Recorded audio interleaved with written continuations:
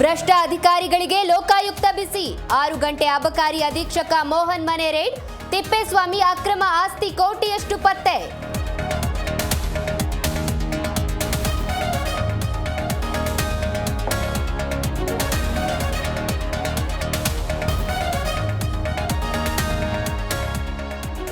ಹೈಕೋರ್ಟ್ನಲ್ಲಿ ದರ್ಶನ್ ಜಾಮೀನು ಅರ್ಜಿ. ಮತ್ತೊಂದು ಹೆಲ್ತ್ ರಿಪೋರ್ಟ್ ಆಧಾರದಲ್ಲಿ ವಿಚಾರಣೆ ಮುಂದೂಡಿಕೆ. ಆಪರೇಷನ್ ಯಾವಾಗ ಅನ್ನೋದೇ ಸಸ್ಪೆನ್ಸ್.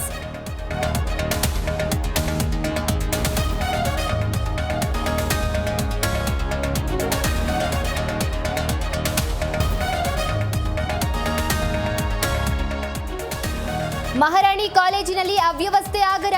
ಶೌಚಾಲಯ ಶುಚಿತ್ವ, ಹಾಸ್ಟೆಲ್ ಕೊಠಡಿ ಸಮಸ್ಯೆಗಳ ಆಗರ. ಮಹಿಳಾ ಆಯೋಗ ಅಧ್ಯಕ್ಷೆ ನಾಗಲಕ್ಷ್ಮಿ ಕ್ಲಾಸ್.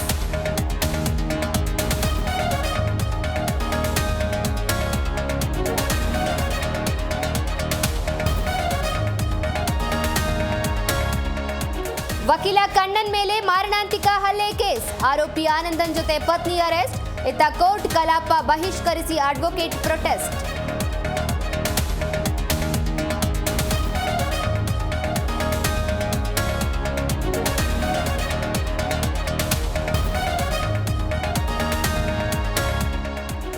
ದೆಹಲಿಗೂ ನಂದಿನಿ ಉತ್ಪನ್ನಗಳ ಲಗ್ಗೆ.